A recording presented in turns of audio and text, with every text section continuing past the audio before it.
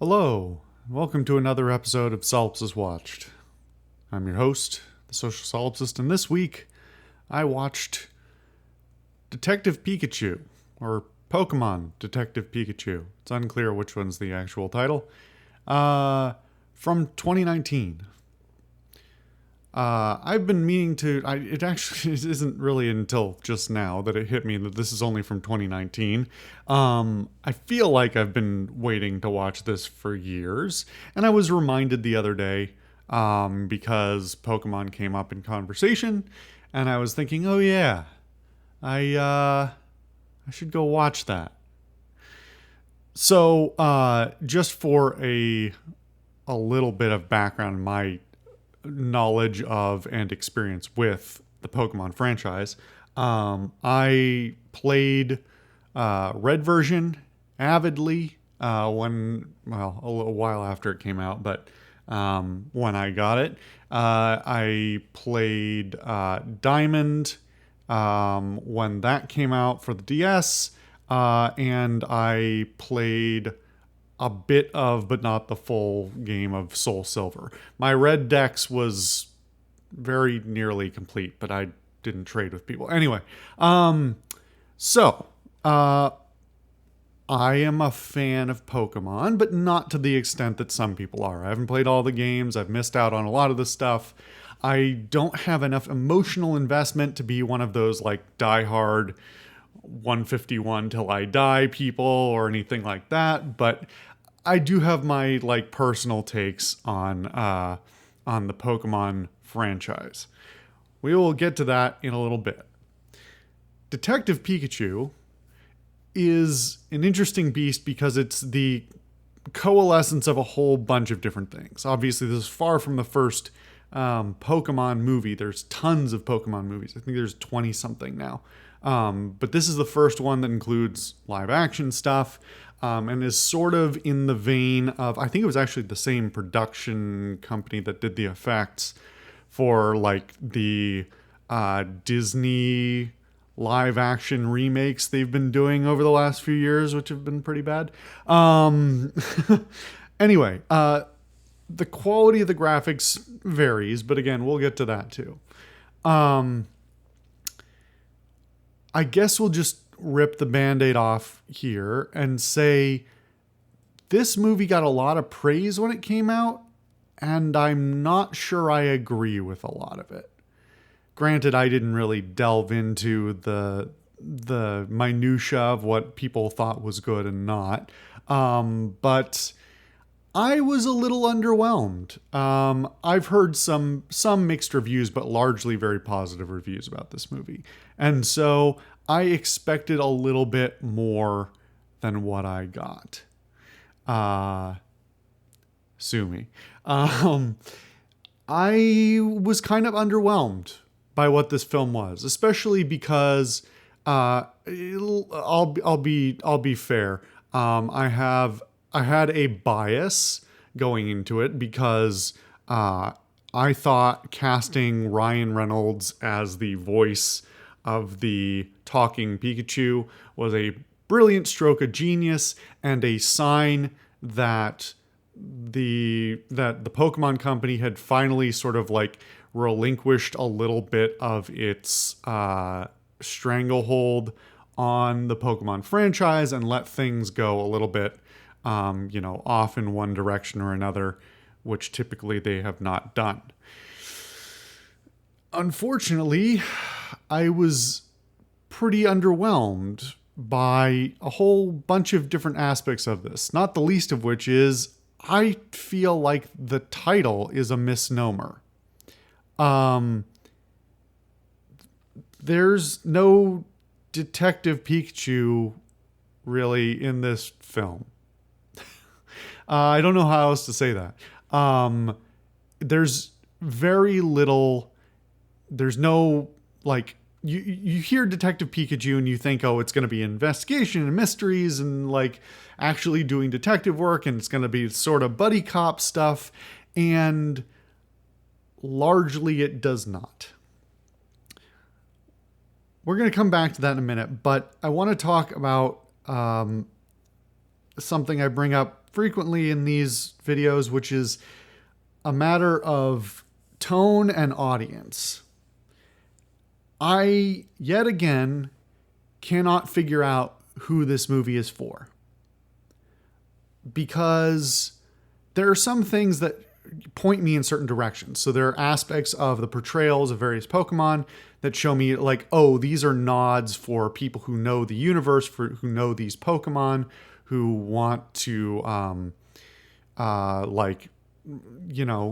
they want to give a little, the filmmakers are giving a little extra to people who are familiar with the universe, but it's not required for you to, get the full story or anything like that. Then there's the story structure and the majority of the dialogue, which is very much seems to be aimed towards a younger audience. It's not infantile or anything like that. And it doesn't like devolve to a lot of like slapstick and like lowbrow comedy humor or anything like that. It's just very clearly like framed in a way that's really explicit for a younger audience that, maybe can't follow a more complicated story, or needs things reiterated to them multiple times to pick up on, what's going on. And overall, the story is not particularly complicated. And then there's the visuals and some of the tone of the, like, the scene to scene stuff, which seems shockingly dark and drab and not appealing to look at, which makes me feel like it's for a more adult audience. There's aspects of this that really lean more into, or start to lean more into, the sort of noir genre. And then it doesn't really do anything with that, but it does enough, talking about like dark subjects and the seedy underbelly of a city and all that, that's like, oh, this isn't really appropriate for kids. If I had like a 8-year-old, I don't think I'd want them to see this. Wouldn't be the worst thing. It's just like not really the appeal. One of the things about the older Pokemon movies is, for the most part, I haven't watched many of them, but for the most part, they're consistent. They're like consistent in their tone. There's an adversarial relationship between Ash most of the time and his pals, and then, Team Rocket or Giovanni or whoever.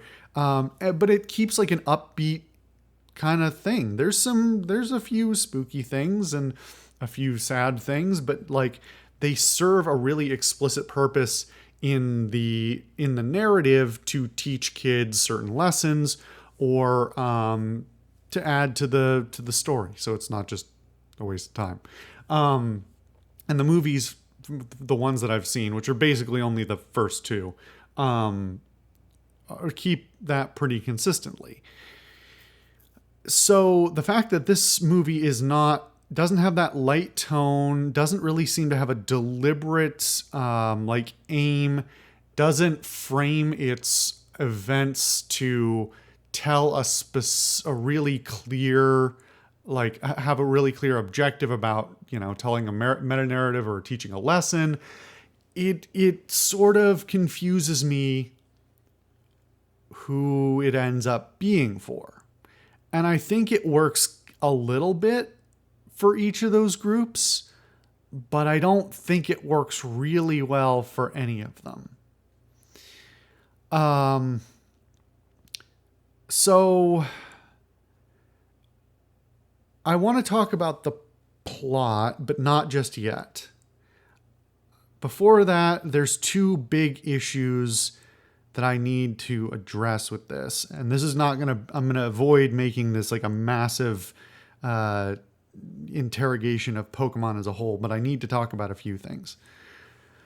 So the first big problem is just what I always have had in my head for years and years as the Pokemon problem. The Pokemon problem is that the Pokemon universe doesn't make any sense. It has no consistency, and if you think about it too hard, it either falls apart or becomes horrifying. And this movie really leans into trying to make that world more believable, and it stumbles on every every exposed route that everybody's known about for years. So, the Pokemon problem is you basically have a bunch of kids, or in this case, everyone, running around with Pokemon companions who are ostensibly trained animals, questionably domesticated, not really domesticated, but they're basically pets. They are semi sentient, but they're sentient, but like have a questionable level of sapience, and it really varies depending on the Pokemon. At the same time, there are some really, like, if you read the lore of certain Pokemon, there's some really spooky, awful shit. And also, like, Pokemon really vary on an individual basis from, like, basically a borderline human, like, in terms of their sapience, to pet, to, like, livestock, like, that people will eat. And that is a massive problem in any world building. It just sort of fundamentally doesn't work. There's really no fixing it. You'd have to rewrite the whole universe. That said, that is not necessarily that doesn't ruin it outright. It doesn't mean you can't suspend your disbelief. And for the most part, the anime does like a pretty good job of like sort of avoiding the pitfalls and only showing you. I mean, it's for kids, right? So you don't have to show everyday life. You mostly just have to show Ash doing his thing. But like the idea of a city in which Pokemon and humans coexist, even though like humans still live in their normal way like they would in a city, but also there's tons of Pokemon there of various of questionable affinity to humans, or friendliness, or like anything. Like it's sort of like it's not that far off from just if we lived in cities, except we had cows and dogs and wolves and bears and deer and everything just wandering around regularly throughout the city. Not like the occasional sighting, I mean like all the time. It's not really that far off. If they mean for it to be, they don't portray that well enough. And I don't think they could, because you've got this like this sliding scale of sapience problem where you can't just say, oh, all Pokemon are smart enough to not attack humans. Okay, so the ones you're telling me, the ones that are sapient enough to not kill humans are not attack humans, are also the ones you murder for food. That's pretty iffy there if you're telling me they're that smart, but you still eat them. Anyway, we don't. I digress. We don't need to get into all that. There is a massive problem, and this film falls directly into the hole because it wants us to believe that this city is a utopia where some sort of like proto-utopia where Pokemon are just around, but everybody's okay with it, and they're like helpful to all humans all the time. It doesn't really work. It shatters my suspension of disbelief. Yeah, it's a big problem.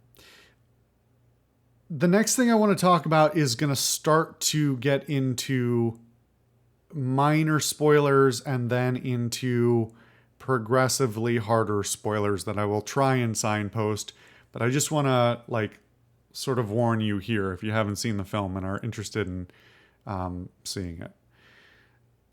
So, problem number 2 is the Mewtwo problem. Leave Mewtwo alone. So, like I said before, my attachment to Pokemon is somewhat limited. Having, played a ton of Red version and watched the first 2 Pokemon movies and then not a whole lot after that, they keep using Mewtwo as like a weird combination, like scapegoat and god and Deus Ex Machina writing tool. And it's bad. It's bad writing, and it destroys the Pokemon, and it destroys the universe. Because, and this film really heavily utilizes Mewtwo in a way that is not consistent with previous portrayals, and yet still feeds off of them. So part of this is down to the origins of Pokemon and how it has expanded as a larger multimedia franchise. So Pokemon started not as a card game, it started as the Game Boy games. It then became the card game, the anime, all these other things.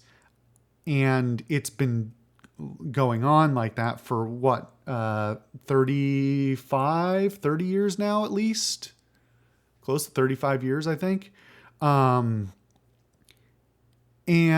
so when you have a whole bunch of writers and a whole bunch of different people working on developing games, and fundamentally the original game doesn't set that great of a framework for power levels, but basically set, like the original Red version basically says Mew and Mewtwo are the most powerful Pokemon in the world. They're pseudo godlike under the circumstances. Obviously, for games that followed completely undid all of that. But for me, there has to be some consistency somewhere.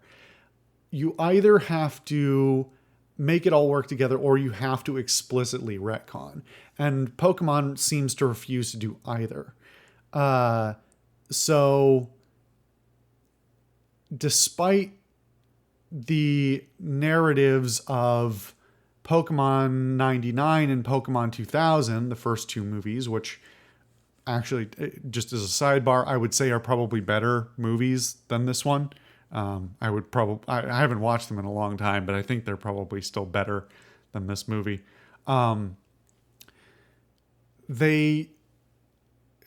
Mewtwo is expanded upon dramatically and is representative of this some like more specific narrative stuff that I also admit is sort of like near and dear to my heart. And to potentially retcon the narratives of the first two Pokemon movies sort of out of existence, or just to sort of hand wave it and say that's not really how it went, or that's not really the truth of it, is bad to my mind, and would be a loss for the IP overall. So in this movie, having Mewtwo show back up and serve the narrative functions that it does is pretty rough. And even if you have no prior experience whatsoever with Pokemon, it still doesn't really work, because while they, like I said, they have these other Pokemon who like are sort of true to their in-game abilities and things like that. Mewtwo is used to just like the various powers of various Pokemon. Mewtwo kind of just does whatever the narrative needs him to do, and it's not good. It's pretty bad.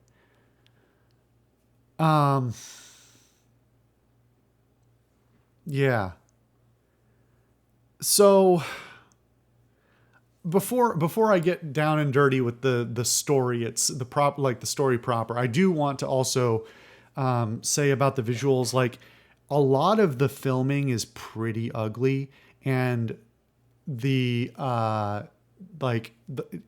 more than anything, it has lighting problems, both like deliberate artistic choices in the lighting, like lots of lens flare and sharp lights and all these other things that are just kind of ugly to look at, as well as a just general like scene lighting issue that is not nice to look at. Everything looks kind of murky and with the saturation turned down and with some pretty heavy color grading.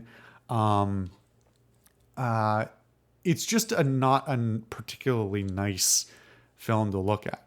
The one thing that is done really well is the Pokemon designs, the adaptations from the original artwork to 3D models. And I do want to shout out RJ Palmer, who is basically single-handedly saving this movie from being the Sonic movie in its original form.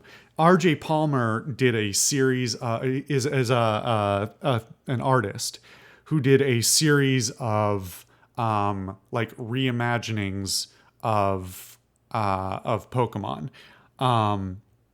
and they were circulating on the internet for a few years, and then apparently he actually, I don't see a credit given to him, which is bizarre, but they did actually hire him to work on the designs officially for this movie. They didn't just like steal them out from under him. So thank you for paying artists to do good work. The imaginings, the various Pokemon designs are all excellent. I can't think of any that I have any problems with. And I credit that 100% to RJ Palmer. Unfortunately, there's a whole bunch of other CG stuff in this film that's ugly as sin. And part of there are whole scenes that are like, except for the live actors, appear to be basically 100% or very nearly 100% CG, and they don't look good. And they don't look awful either, but they're not believable, and they also aren't spectacular enough for me to like hand wave it. Sometimes something just looks so good, you're like, I know it's fake, but it looks really good. I'm enjoying the spectacle of the thing. This is clearly trying to go for that. It wants to wow you, and it's just not quite good enough. I was pretty underwhelmed in a lot of those scenes. Actually, to go back for a second, there's in addition to like the main portions that have a lot of CG are the various action scenes, of which there are far too many throughout this movie. And a lot of them are just basically pure CG smashing into each other. And it doesn't look, it's not that interesting. It's not that compelling, and it doesn't look good enough to warrant how epic the filmmakers clearly thought it was. I was just not that impressed. Clearly a lot of work went into it, but either the technology or something was not there to make it happen to the extent that I demand it. Um, so, uh, I guess we have to talk about the plot a bit more because I want to get to what I wanted this film. Let me before I get directly into the plot. What I wanted this film to be is I wanted a detective film. I'm actually aware that I haven't played it, but there is I think it's a DS game. There's a Detective Pikachu game that I believe was for the DS, which clearly wasn't a game full of, 3D action battles and shit like this film was.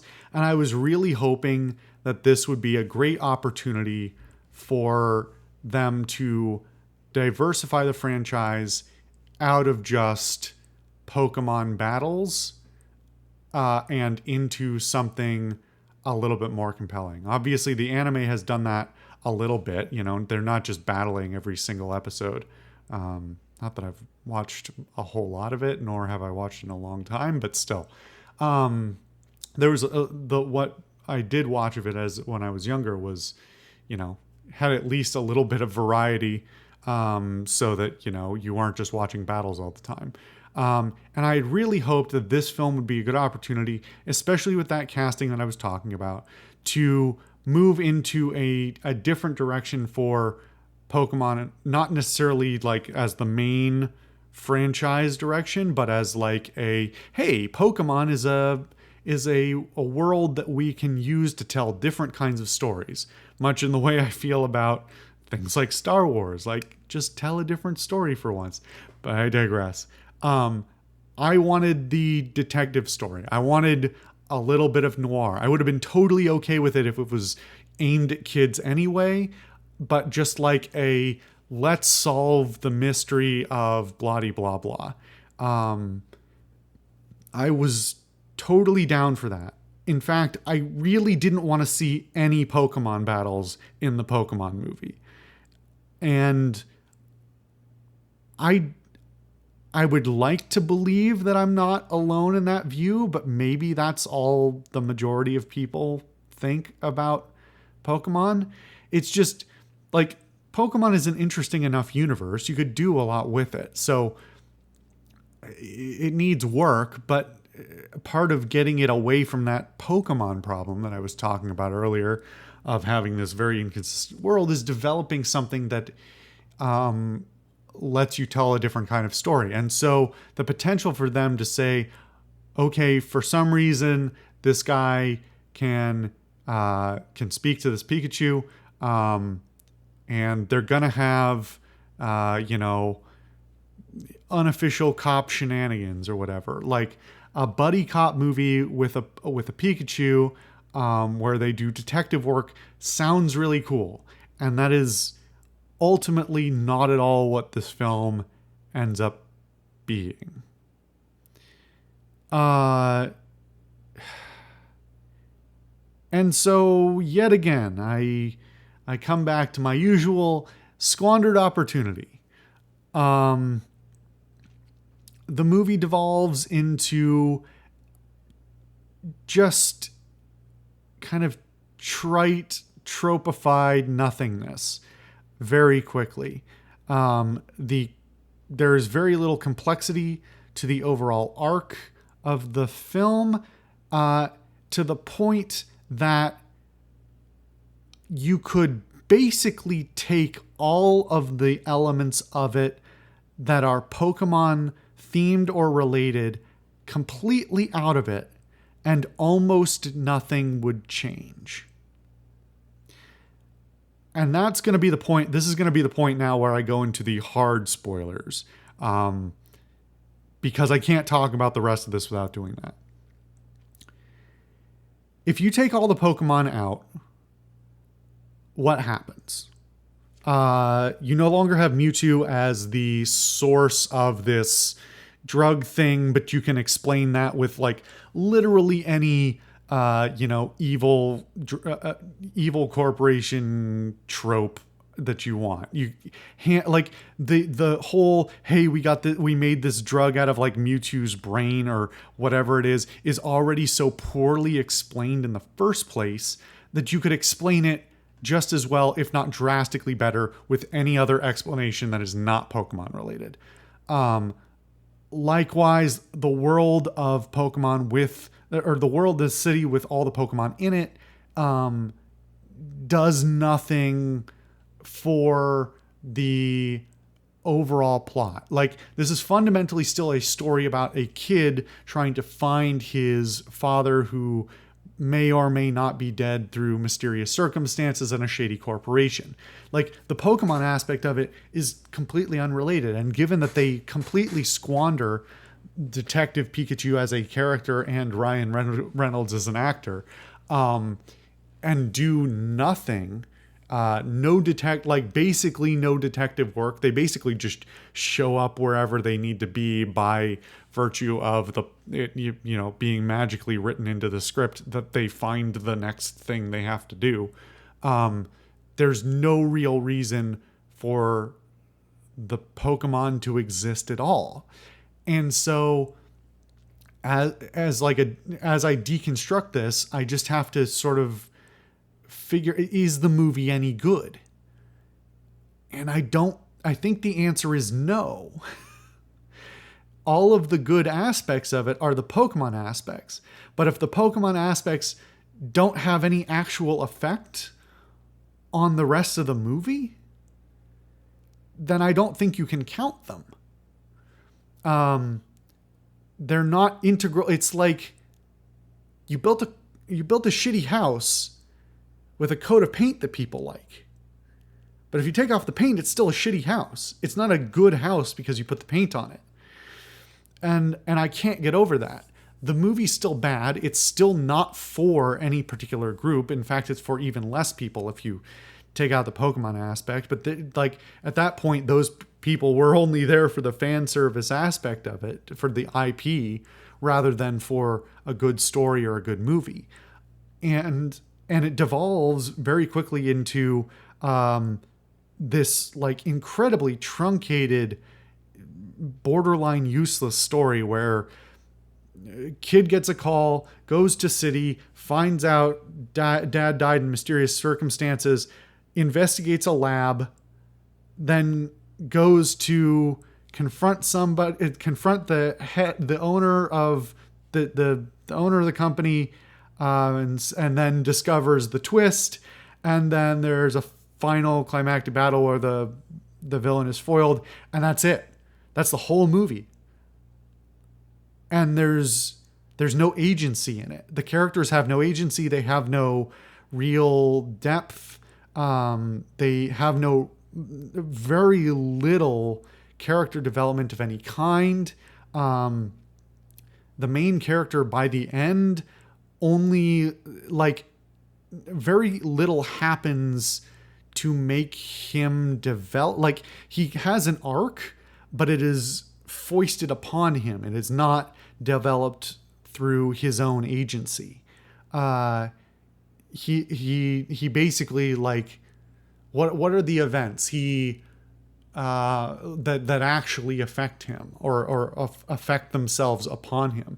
It's basically like the threat of Pikachu almost dying, and also, wanting to find his dad and realizing that maybe he made a mistake, he misunderstood his dad's intentions, but then it's like, it's all just foisted upon him. It's not like there aren't moments or arcs of actual growth for him. It's just like, oh, I'll think about this differently the next time. It's not really growth. All of the other human characters are basically just there to serve the plot directly. They don't have any development of their own. The threat is questionable at best. Why does the fucking villain want to turn people into Pokemon? What kind of fucking villain plot is that? Listen, I will hand wave a lot of shitty villain like plots. for world domination or whatever. But this is like, I mean, the fucking Mario Brothers movie has a more a better like villain plan than this. Really, you're just gonna turn people into Pokemon against their will? Why? You have the problem. Like, the whole plot is that the whole villain's arc is that he's motivated by his illness to like find some sort of like transhumanist solution for his illness, and his solution is to transfer himself into Mewtwo. Except he could have just done that and been evil on his own instead of like foisting it upon everyone else. What kind of plan is that? And like, if you're transferring people's whole minds into the bodies of Pokemon, those Pokemon are now mad at you. So even if he had been successful, suddenly he's got a whole city that is still built for humans, but is populated by Pokemon with human minds that are all mad at him and want their bodies back. Like, there's no end game. There's no plan.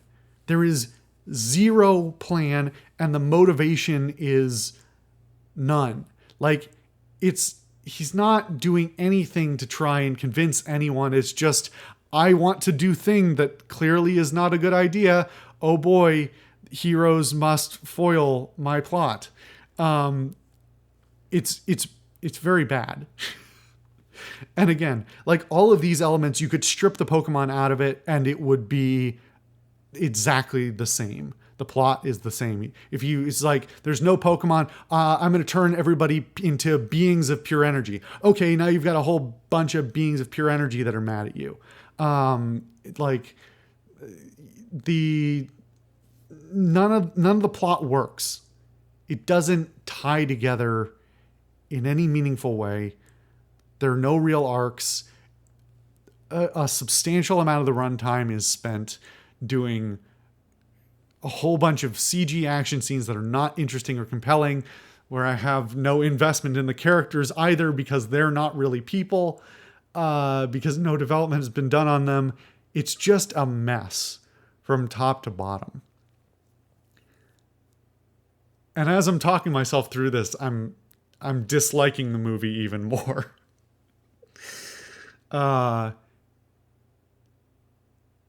Yeah. This movie has big issues, and I haven't seen it, but I could honestly believe that the Sonic movie was better than this.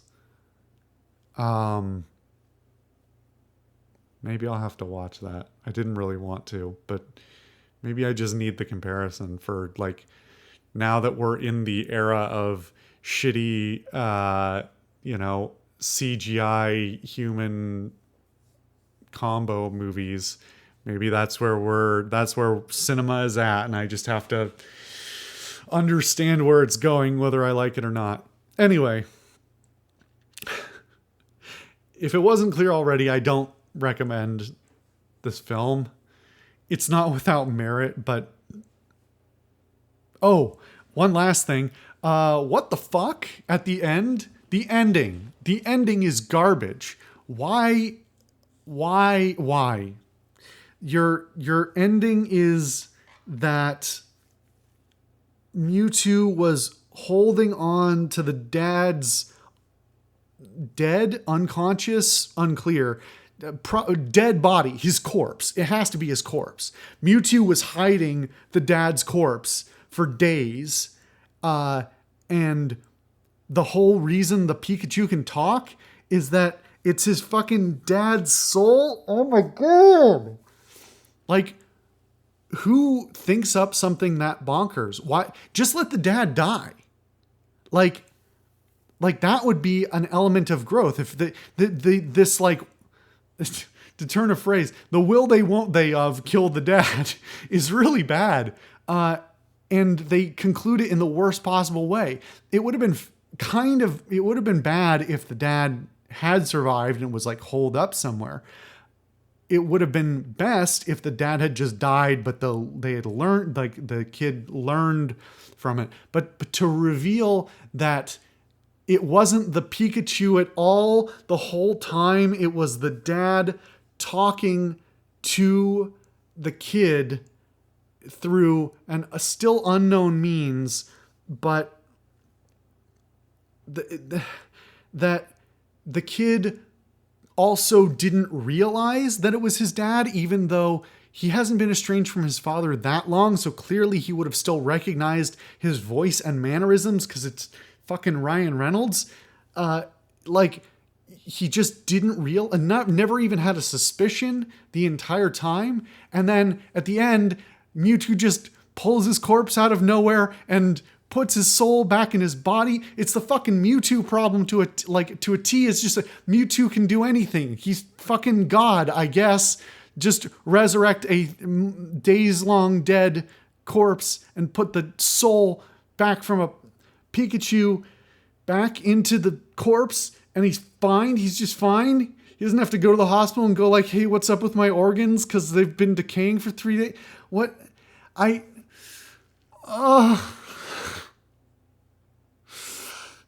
almost didn't talk about it because I think I blocked it out, even though I only finished watching it like an hour ago. Holy shit, that ending is the worst. It's like the biggest nail in the coffin for this entire thing. It's like the whole movie's bad, but holy shit, the implications of that one post climax scene is just so bad. Why would they do that? Who okayed that? Who okayed dead dad brought back to life by Mewtwo?